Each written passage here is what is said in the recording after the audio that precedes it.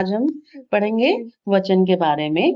और यह संज्ञा जो होता है ना, आपने नाउन पढ़ा है, उसका ही पार्ट है। उसमें हम लिंग भी पढ़ते हैं और वचन भी पढ़ते हैं। तो वचन का क्या मतलब होता है? वचन का मतलब होता है हमें ये पता लगाना कि कोई चीज एक है या एक से ज्यादा है। जैसे हम इंग्लिश में पढ़ते हैं नंबर्स, है ना, सिंगुलर एंड प्लूरल। तो जो सिंगुलर होता है उसे हम हिंदी में क्या कहते हैं? एक वचन। क्या बोलते हैं? एक वचन। और जो प्लूरल होता है उसे हम हिंदी में क्या कहते हैं? बहुवचन। तो जो इंग्लिश में हम नंबर पढ़ते हैं, नंबर्स पढ़ते हैं, सिंगुलर एंड प्लूरल, हिंदी में हम उसको पढ़ते हैं वचन, एक वचन या बहुवचन। तो एक वचन क्या होता है?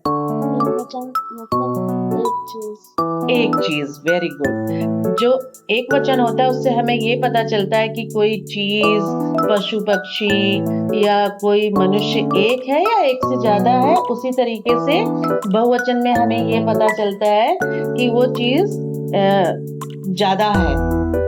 एक वचन में चीज एक होती है और बहुवचन में चीजें एक से ज्यादा होती हैं। और वो कोई भी नंबर हो सकता है। अगर वो 10 है संख्या में तो भी बहुवचन है, अगर वो 2 है संख्या में तो भी बहुवचन है। बस उसको एक से ज्यादा होना चाहिए। ठीक है। तो अब आपकी ये जो बुक है इसमें दिया हुआ है तोता। तोता का बहुवचन क्या होगा?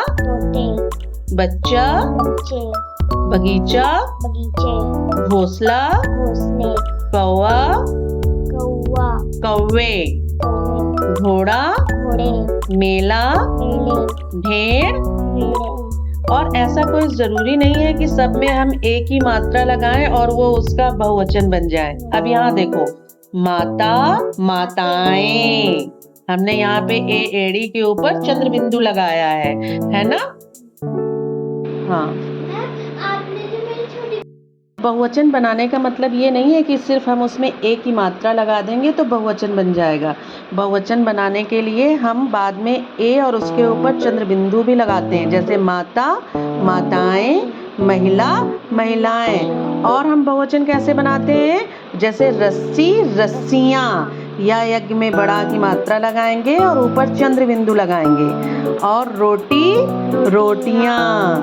और बोली, बोलियां। तो हम एक ही मात्रा लगाकर बहुवचन बनाते हैं, जैसे कि तोता और तोते। और हम एड़ी में चंद्र बिंदु लगाकर बनाते हैं बहुवचन, जैसे महिला, महिलाएं।